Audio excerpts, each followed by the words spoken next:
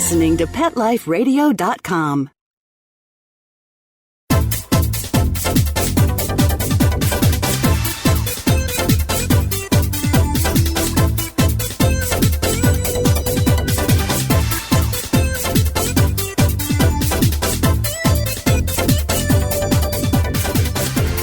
Hello!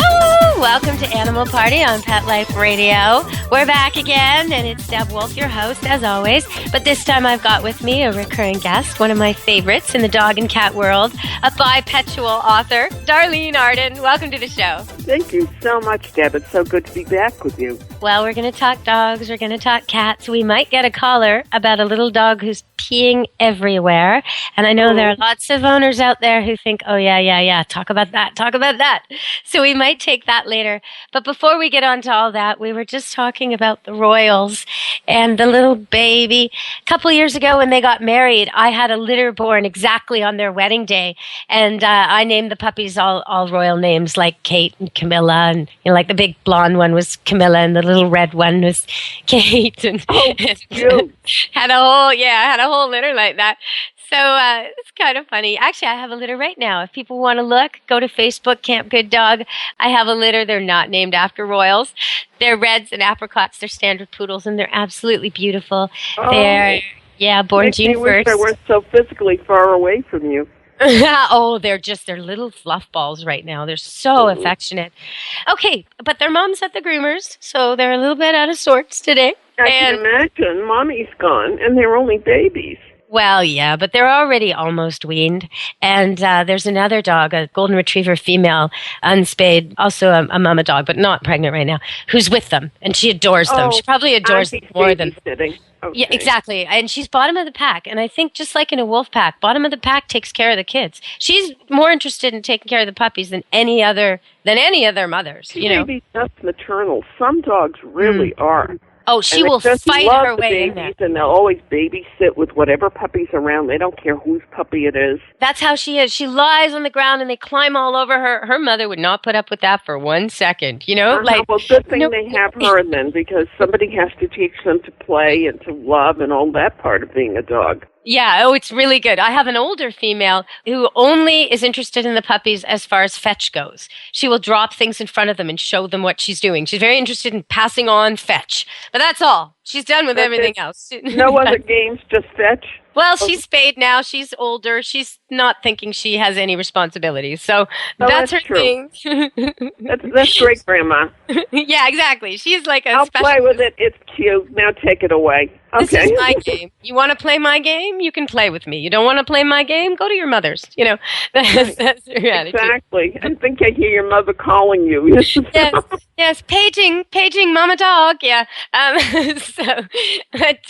But you know what? Breeding standard poodles is a little bit different than breeding other dogs because I've helped other kennel owners, especially before I owned my own, with Dobermans, Shelties, Wheatons, all sorts of dogs where I've sort of been the midwife or helped assist or come when they were out of town, this sort of thing.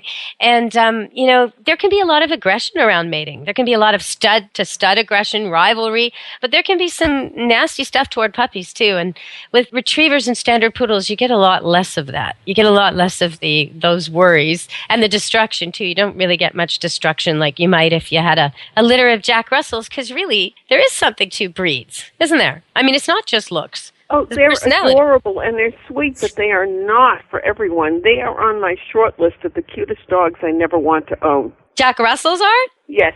Oh, okay. I thought you were saying standard poodles, and I'm thinking, oh, no, I love standard poodles. They're brilliant. They're absolutely brilliant. You say it, they seem to understand it, they do it.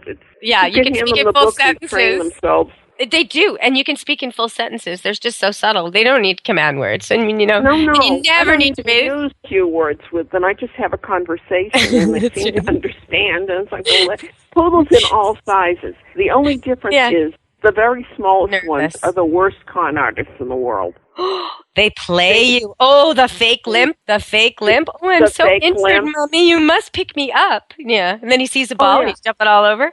Fake limp. That one. Oh, yeah. Terrible con artists. And they can always get at least one human to fall for it until they limp on the wrong leg. Or like the kid who says, Mom, Big Brother's hurting me. when Big Brother isn't even in the room. The little dogs, they do that.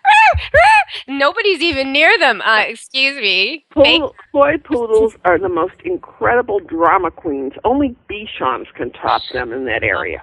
Oh, yes. Well, what about Havanese, though? What about Havanese? I adore Havanese. Well-bred Havanese. You have an excellent breeder in Canada, and I don't remember her name, but I have a friend who has 2 of her Havanese, and she shares them with me. I adore them. Those dogs were originally circus performers, like poodles. They were circus performers. They're brilliant. They're funny. They love to spin. You can get them to go twin, twin, twin, twin, twin, round and round and round. They love to spin. Oh, you can get them to do anything. They are hilarious, and they love to cuddle. It's funny because her boy indiscriminately cuddled when he was a puppy. Now it's kind of, how well do I know you? You'll get a hello, but I won't necessarily be kissing you all over your face.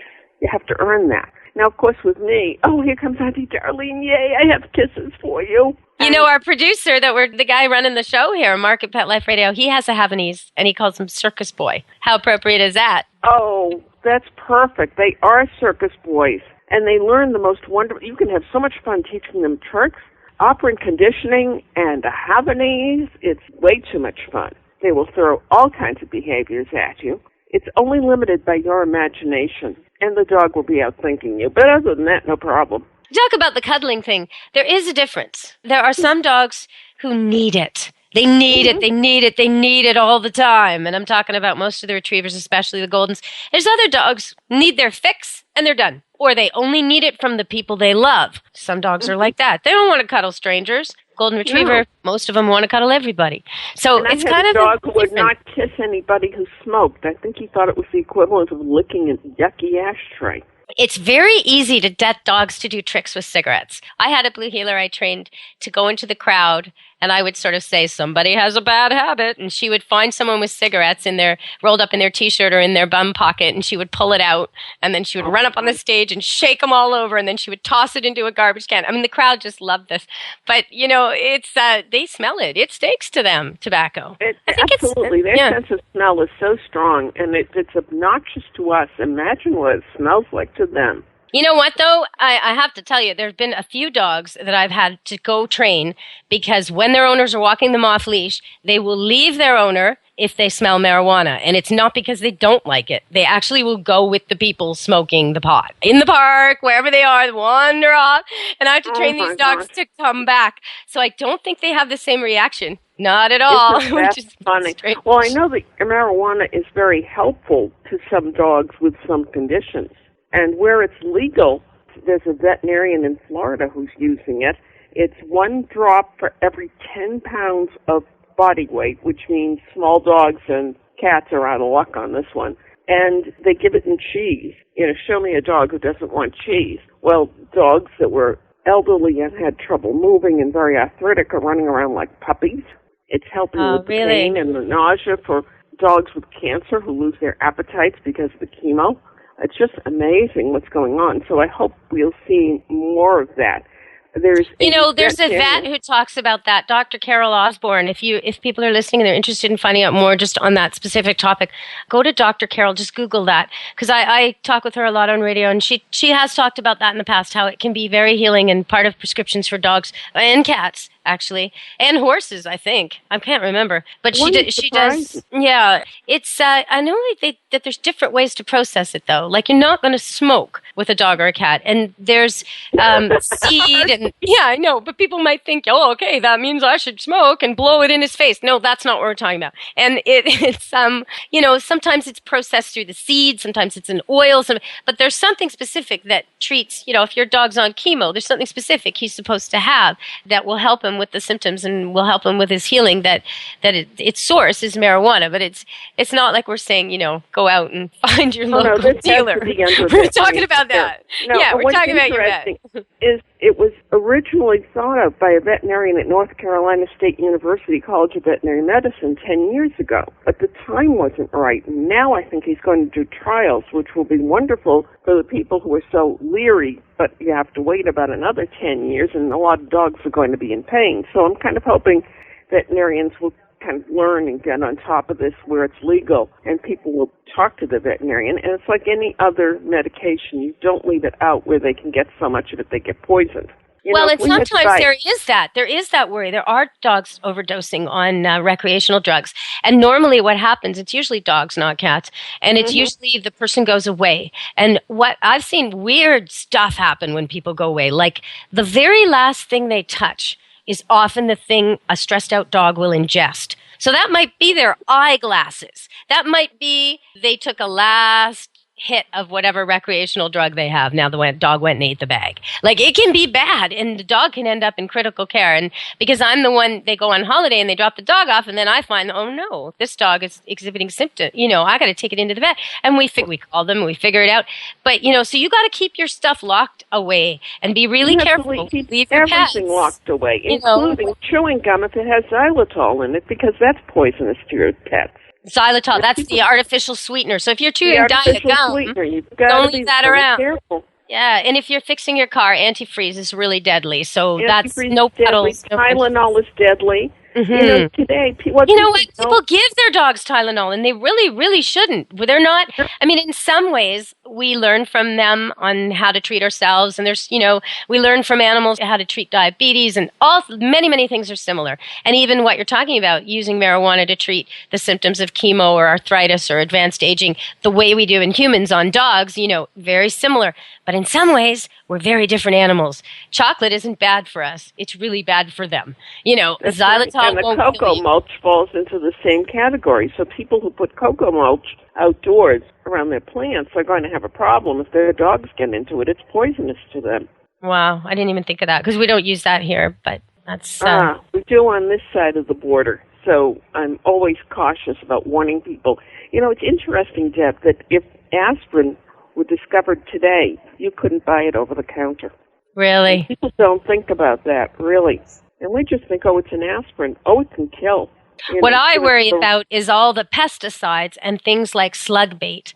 You can take a bucket of water, throw some sugar in there, throw some yeast in there, stir it up for a while. You're basically making a beer-like thing, and pour it into containers with holes in it. Put it in your garden, holes on the sides near the top, any kind of sour cream, butter container that you've used before, a plastic container, and the slugs will crawl in there and they'll die, and no pets will die. So why are you buying this stuff at the store that kills everybody who touches it and draws dogs and cats from all around like nothing else, like beef jerky? Makes no sense. It's just horrible. People use those expensive lawn care companies and spray their lawns, and then people allow their pets to roam loose in the area, and they get it on their paws, they lick their paws, they ingest it. It's poison. Well, we now have to go to a commercial, Darlene. Now, I know you're the author of many, many books. And when we come back, you're going to give us a couple of your titles, and we're going to see if we can get that lady who's calling in. Her name's Maureen, and she's got a little dog that she's about to give up on. And in the rare circumstance, this may actually be one of the options today. We're going to listen to her story if she calls in. So, okay, Darlene, stay there. Stay, Darlene. I will stay. I'll be a good girl. Good girl. Oh, so fun working with you. Would you like a treat? No treat. What? Just a pet on the head. You're well trained. Okay. You don't need a treat. I want perfection. So Darlene will be here, and you can come back. Stay tuned, because we'll be talking to the little white dog who piddles all over the place in a moment on Animal Party Pet Life Radio.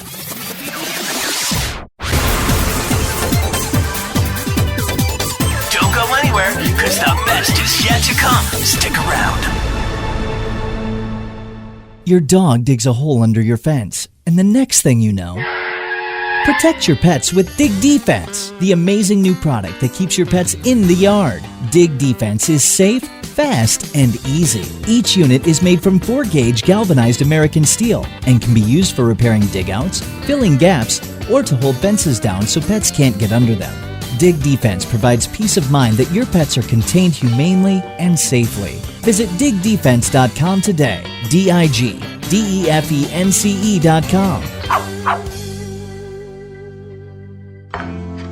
I'm not much of a reader, but I do wish I were more well-read. There are so many great books coming out.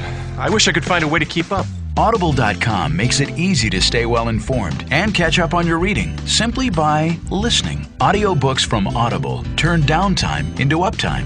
You'll be more productive and become well read. Now I'm able to catch up on all the great books I've been wanting to read. With Audible, I feel smarter. Pet Life Radio listeners, try Audible.com now and get your first 30 days of Audible Listener Gold membership plan free. And get a free audiobook. Choose from over 100,000 titles. To get this great deal, go to audibledeals.com. That's audibledeals.com.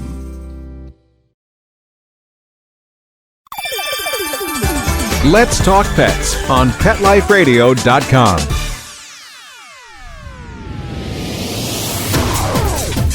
You're inside the VIP room with the hottest party in town. Back to the party. Let's go. Hello! Welcome back to Animal Party on Pet Life Radio. And as promised, we still have Darlene Arden. She's been sitting and staying, and I've been praising her. She's been such a good girl. And she's a best-selling author. She's got a whole bunch of books on dogs and cats. And she has one that I love called Small Dogs, Big Hearts.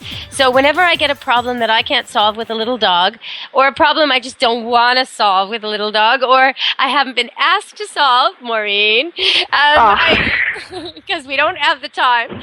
But today we've got Maureen calling in because Maureen's very experienced with dogs, knows a lot about dogs, can train almost any dog, and yet this one is really giving her problems. Maureen's a groomer, and she's calling in from Pitt Meadows in Canada from Success Dog Grooming, where I send my dogs because she's so kind.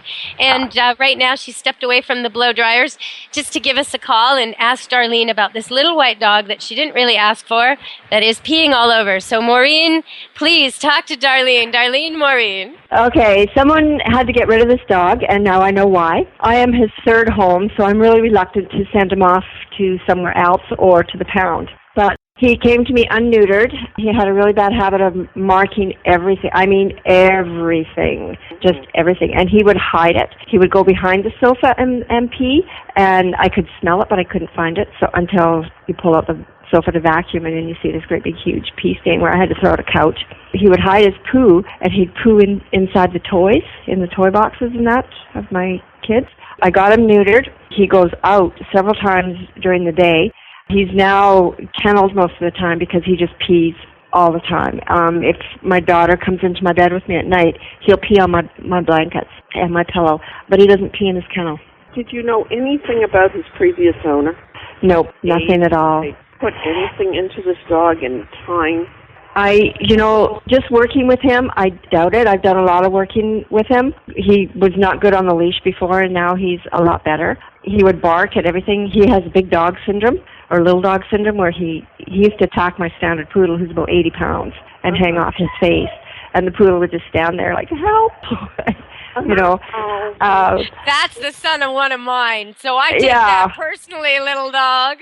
I know, but now he's okay with bigger dogs, and I have dogs coming and going all day long, and sometimes he gets a little aggressive but most times he's calmed down a bit on that. He was a bad barker, and I've broke him of that, and you couldn't leave him. And he would just ki-eye and make a lot of noise. But now he'll do that when he hears my car come back in. He doesn't seem to do it too much. Or if someone knocks on the door, Well, it looks like you've done a really good job so far. When you were describing what he was doing, it sounded like a lot of separation anxiety. When he's peeing on the bed, surrounding himself with his own smell for some reason. And you're right there. It'd be more common if you did it when you were out, because he wants to be with you. But that's possible that if your child is in bed with you, he wants to be the only child.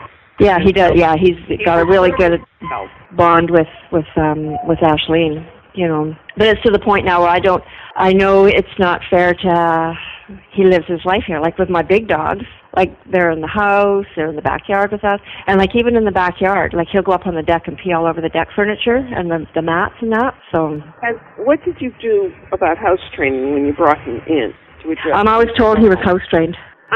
So what did you do? That's when I started. That's a silly question, but I'm serious. Yeah, no, I totally understand. When I realized what he was doing, because I could smell the stuff, then I made sure he went out and he peed. And then when that didn't start working, I put him in a kennel, and he could only, he went out to pee, and then if he did everything, then he was fine, and if he was good. And then it would vary. Like sometimes he would be really good for a couple of weeks, and then all of a sudden he would just let loose. Did you notice anything changing in those 2 weeks? Anything that might upset him or change in what was going on with the family or pattern? I don't think so. I think because everything's pretty stable on an even keel here, Did you go out with him and you would put him out? Did you go out with him? Okay. Oh, yeah. We would go for a walk. Did you treat him like a puppy and reward him for going in one spot? Because we would do it on a walk. What I do with dogs that are being rehomed is tell the owners to train them as if they were a new puppy coming into the house. And they have to learn what your ground rules are. So you don't give them that kind of freedom. You take them to one spot.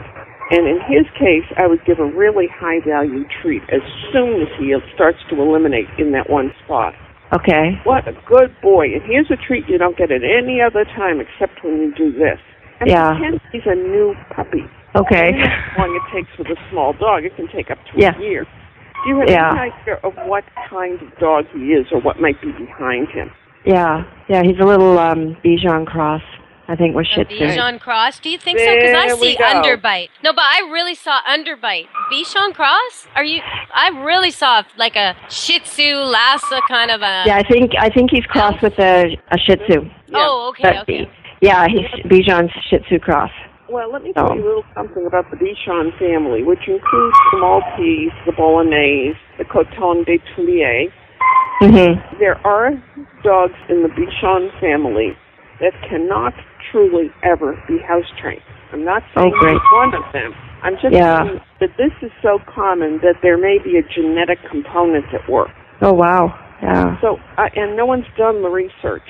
They've thought about doing it in Norway, but nobody's told me that's actually been pulled off yet, which I would really love because it would resolve a lot of issues for a lot of owners. Oh, what for I would sure. do is treat him as if he were a new puppy coming into the house.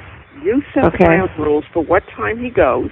You go with him every single time. I know it's a nuisance, but in the end, it's worth it. You know what it is. Well, can her daughter do it some of the time because the dog's really bonded to the daughter and the daughter's mature? Absolutely. There's no reason why. In fact, it would be better if it's consistent with the whole family. But be sure it's rewarded with something of a higher value that he gets at no other time. Okay. Goes out. And once you get the idea that, yes, this is consistent, and yes, everybody expects the same thing from me, this is not the first time I've heard about a dog peeing or defecating in the house behind the furniture.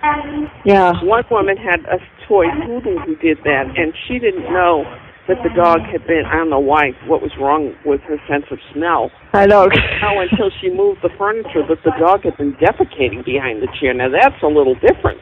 Oh, yeah. That's horrible. So, I mean, if you think you've got a problem, I can always find somebody who's had a worse problem. I've been around for a while. Yeah. Worse. Yeah. See, it's not so bad. It's frustrating when you're in the middle of it. I mean, I think that's really why I wrote Rover Get Off Her Leg the way I did, with a sense of humor and examples of people who've had the same problems but worse. So frustrating. You think it's only you, and especially if your experience is like, why can't this? Yeah. Oh, yeah. Well, Darlene, Maureen has a dog named Raven who's really a wolf. And he's totally trained. I mean, totally trained. This is not somebody who doesn't have a knack for it, right? And but every dog, just like every child, is not the same. Fortunately, you've run into the kind of dog of which people always say, I learned the most from this dog because he was so difficult. And you want to learn the most from that dog. It means you really just, lots of luck kind of stuck with it.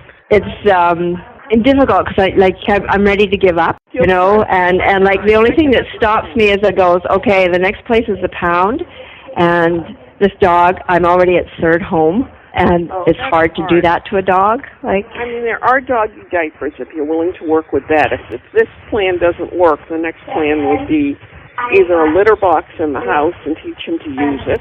Yeah, no. Or dog. We have had a diaper for him, and he just peed right through it. So Oh. I don't know if he got it down far enough. Here, Darlene, I want to ask something that's a little bit odd, maybe, of both of you. Is it possible that the dog was house trained before, and that maybe this house with so much dog activity and such maybe isn't right for him? Is it possible or not really? Oh, yeah. No, that's really possible that he's getting so many smells in the house. And if he lived as an only and wasn't integrated slowly and wasn't made to feel he's invited in, he may be feeling very uncomfortable, and his interaction with the other dogs will tell you a lot. Yeah, and you see, like the first little while, like I say, like it was hectic. He has an awful lot of respect for my wolf, my husky wolf cross. Like he just doesn't bother him at all. You know, Mr. Red, on the other hand, who's about 50 times bigger than him, or I should say 70, because Charlie's about 10 pounds. He has no problem attacking Mr. Red. See, but now he's really kind of intelligent. That just means and he knows who he can mess with. He cannot mess with the old wolf, but he can mess with the young poodle. The poodle will find it entertaining. Yeah, you know? and then he loves Ebony. Like he's all over Ebony like a dirty rag. You know. So he's jealous. He's trying to get in the middle of the mom and son poodles. He's jealous. That's the mom. Ebony is the standard poodle mom with her grown-up son, Mr. Red, who are inseparable, like bookends. And here he comes, Johnny come lately, little guy. But like now they get along. Like they get along now. You know, like he won't mess with Mr. Red anymore. Not because Mr. Red did anything, but because I did. Maureen, have you gotten into any dog sports at all? And directed some of that energy? With Charlie? Canine musical freestyle, yes. With a long time ago with my Rotties, I did. How old is Charlie? I think he's about 5 or 6. Because to me, if I had your dogs, I'd want Mr. Red in competitions. I would not be going with Charlie. Mr. Red's he's an athletic machine. He's beautiful. I know. I'm not talking about it for that reason. I know, Darlene, but come on. And it's not so much for the competition I'm talking about. It's the sport itself and directing his activity level and directing his mind, body, and giving him other things to think about and other things to do. You know what might work, actually? What if you signed up for something like that, you and your daughter, and one of you ran Mr. Red and the other one ran Charlie? Because I know time is short. You can't afford a day, a couple hours without the daughter, with only Charlie. Like, come on. But maybe if you all did it, like Mr. Red would benefit for sure, and so would Charlie, and maybe you'd have a good time. Family sport. I think that would be a great idea. Yeah. Or something like canine musical freestyle or tribal. Just find a sport that will work for all of you. Okay. And get involved. But meanwhile, do treat him like a puppy for a while and reestablish the house training. Yeah. Okay, we'll try that. Those things and see how that goes. Okay, do you think we helped you a little bit, Maureen? Because we do have to take another commercial break. Are we okay with that, or is there anything else? Yeah, I'll give it a try, because I think it does something to the dogs if they're shoved off into different homes all the time, and I don't want to do that. So bless you. So I will. I will try again. I know. Well, look forward to hearing about some progress with them. Okay. Okay, well, thank you very much. For calling in. Okay, well, I'll see you later when I come pick up Raspberry today. But okay. I'm glad I could finally connect you two. I've been trying to connect you two for about 6 months. This has been going on, this little dog. And I tried to get Darlene on the phone when Maureen could step away from the table, and it never seemed to work, so I'm really glad. And I guess I'll be seeing your little pissy dog later as well. I'll try not to call him that. See, that's part of the problem, too, is we look at him and we think that. And then the other dogs think that. And then he feels that, right? And that's a lot of anxiety right there to have us all thinking, you stupid little pissy dog. So we can't think that, right? We have to look at him and say, stupid. Oh, you're a little puppy. Yeah, what a little puppy. He's not a baby. And he has to learn a few things gently, positively, and have some direction in his life. It's like teenagers. But it's hard when you're cleaning up the urine to think like that, right? I mean, it's hard not to slip. You get so frustrated. It is, yeah. You're the only one with the problem, and you're not. You're not alone. Okay. Well, thanks, everybody. Take a deep breath and think positively. Okay, well, thank you very much. You're welcome, Thank you, Maureen. Okay. Thanks for help there, Darlene. We're going to go to commercial break. We'll be back in a minute on Animal Party on Pet Life Radio with Deb Wolfe, speaking with Darlene Arden. A little bit more coming up. Don't leave this party before it's over, because the best is yet to come. Losers leave the party early anyway. Party on. Back in a few. Dog Shelter Blues, the new novel by Mark Conkling. This hard-hitting story lights up the world of animal rescue with engaging characters and their pets, struggling with their own internal demons as they attempt to rescue innocent creatures that sometimes bring a mysterious transforming power to broken lives. Read the first chapter of Dog Shelter Blues free at dogshelterblues.com. Then come along a breathtaking journey that ends with an astonishing triumph of good over evil. Order your copy of Dog Shelter Blues today. Available at Amazon.com and BarnesandNoble.com. Are you crazy about cats? If so, check out The World is Your Litter Box, Deluxe Edition. This clever how-to manual for cats, written by a cat named Quasi, contains more laughs than should be allowable in one book, and is poignantly underscored by the combative yet loving relationship between Quasi and his human. The World is Your Litter Box, Deluxe Edition, is guaranteed to have you laughing your tail off. So, treat yourself to a copy today. Available from Amazon. Hi, I'm Dr. Jeff Werber from Ask the Vets with Dr. Jeff here on Pet Life Radio. We want to hear from you. Listen in. We're on every Thursday, 1 o'clock Pacific Time, 4 o'clock Eastern Time here on PetLifeRadio.com. We are one of the only live shows on Pet Life Radio, and I'm here to answer your questions. So you can call in at 877-385-8882, or you can drop me an email to drjeff@PetLifeRadio.com, and hopefully we'll see you here on Thursdays. Let's talk pets. Let's talk pets On Pet Life Radio. Pet Life Radio. PetLifeRadio.com. You're inside the VIP room. with the hottest party in town. Back to the party. Let's go. Hello, you're back on Animal Party on Pet Life Radio. It's Deb Wolfe, Deborah Wolfe, actually, Deb Wolfe. DebWolfe.net, Camp Good Dog on Facebook. Check us out. See my little puppies, my red puppies. And, well, we're back with Darlene Arden. We were just talking about a little dog who pees a lot. What other stubborn problems do you see? Things that you just see over and over and over. Dogs that don't want to walk, little dogs who'd rather be carried because their owners have spoiled them rotten and have forgotten that they have 4 on the floor and they can use them. So you know, what I find walking fun. I find there's a line, you know, and I think sometimes owners of little dogs don't know where it is. When is your dog actually in danger and needing you to deal with this big dog coming and scoop it up? And when are you actually causing the whole problem in the first place and you should just let him be? Well, how do people know how to deal with it? Scooping them up, because if the big dog's really going to attack, I've seen owners have their arm ripped open. Oh, yeah, it makes your animal way more vulnerable and accessible. Extremely so, and you're elevating their status. There just is no good win.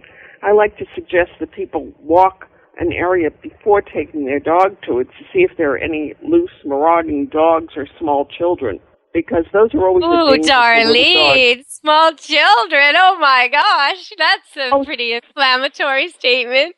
No, Watch out for the small children.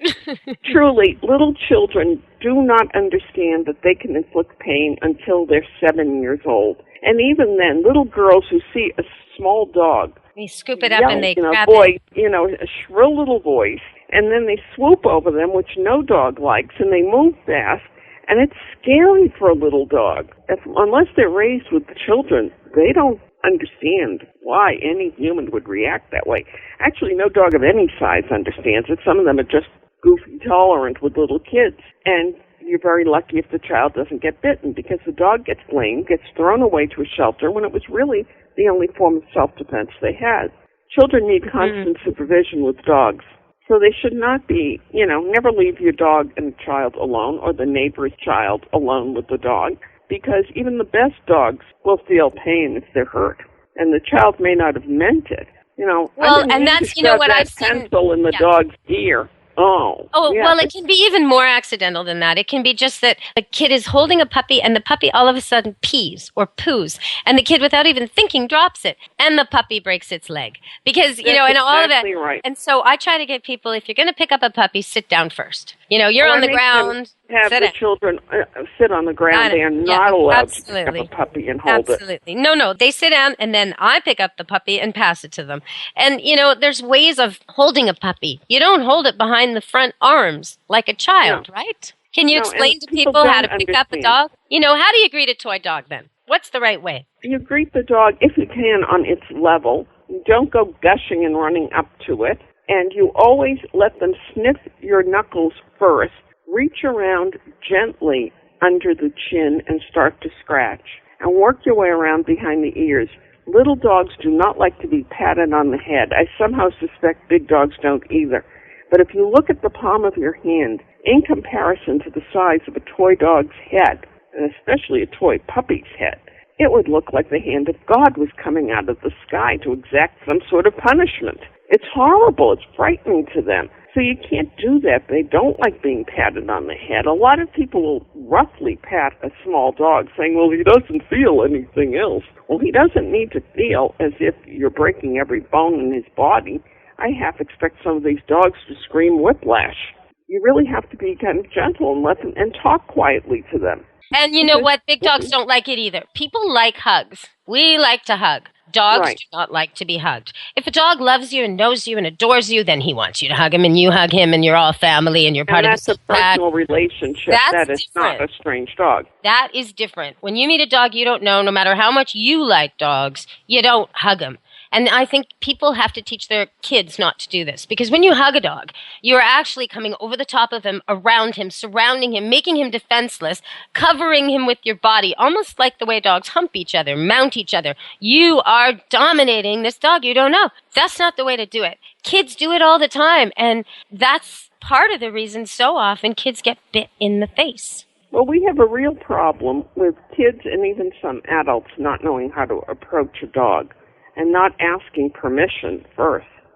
There was a television reporter here in the States who had a pit bull guest on, and the dog had been rescued, and the dog was in a strange place. Television studios are very odd to almost anybody who's not used to it. There's a lot of men, and there's clanking noises, and there's cameras on tripods and things, so they're tall and big and clanky and dark, and they cast shadows, and they move around, and they make squeaky noises. And then there's people in and out, and there's lights changing all the time. And the dog doesn't have his She knew dogs, and she leaned over to kiss the dog, and the dog bit her. And she needed some surgery. Well, it was her own fault. She didn't know dogs. She didn't understand that this circumstance was certainly unusual for a dog. And I blame her for her own dog bite that she got from this strange dog who didn't know her and was in a very strange place and probably very frightened. So people like to swoop down on dogs and hug them and kiss them. Let the dog make the approach. I don't care what size dog it is. Don't rush it. Yeah, and that's, you see people going bang, bang, bang on the top of a Rottweiler's head that they don't even know as they greet it outside the grocery store. Yeah, it has a big head, a big bony head, but it certainly doesn't want you doing that to it. It's like the teenage boy when the man who's trying to sort of assert himself comes over and ruffles his hair, and you can just see the kid cringing. That's what that Rottweiler's doing. He's saying, you know what? I don't know you, and I could rip your arm off. What are you doing, and what is your intention, and who are you? And that's not the way, we shake hands to greet politely. We have all kinds of customs. Well, dogs have customs too. So you have to do it the way they do it. And if you do it the way they do it, they'll be so nice to you. You'll hardly ever get a standoffish or aggressive greeting from a dog because they recognize you come in peace and you're greeting politely and you're respectfully, and they'll end up that Rottweiler will turn his bum to you and rub all over you, showing you that he trusts you with his back if you greet him right. It's simple. Absolutely right. Absolutely. I've had more of these large dogs cuddle up to me. Why? I let them make the first approach. I use doggy body language with them. Yeah, me too. And I let them calm down and greet. If I'm not going anywhere, it's fine. Now, people who don't know Rottweilers will probably be surprised at this, but inside the heart of that giant muscle with a head is one of the softest, suckiest dogs on the planet. It could almost rival the golden retriever. And funny, you're right. They are not what you think inside there. Now, it's true, when they're sounding the alarm at someone breaking into your house, they're what you think. That's you what wouldn't want one that didn't like you. I mean, you certainly wouldn't want to aggravate a Rottweiler. Oh, That but would when be they love smart. you, I mean, and they are protectors of small things, which people are always surprised to hear. Like when I had a resident Rottie, none of my cats had to worry about anything. Puppies, same thing. Rotties protect small things, and that's like bizarre. People don't even know that about them, right? No, they have no clue. I was doing a TV shoot with a Rottie who really didn't know me that well. Had maybe seen me once before, if that. And she was so funny. The camera turned off, and we kind of, walked away, as you will when you're doing something like that. And the Rottie went back and sat in front of the camera, and then came running over to me like, aren't we going to do some more of that? I'm a star. We were having a good time. It was hilarious. She really enjoyed it because it was a comfortable atmosphere. It was an on-location shoot, so it wasn't a studio. She was very happy. I had been giving her treats for being a good girl, and good girl decided she had a good deal going for her. And she was such a clown trying to get the camera to turn on again.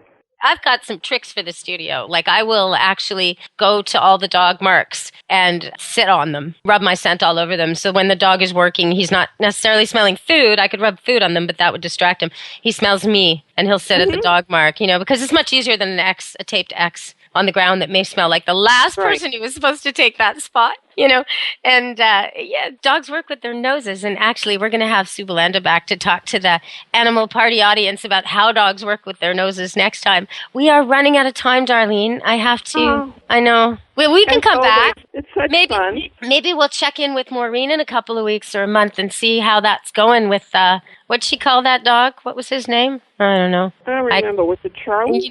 Charlie. See, even in my head, I think the little pisser. That's terrible. I got to stop that. No. I know. He has a name, and we have to be respectful of that.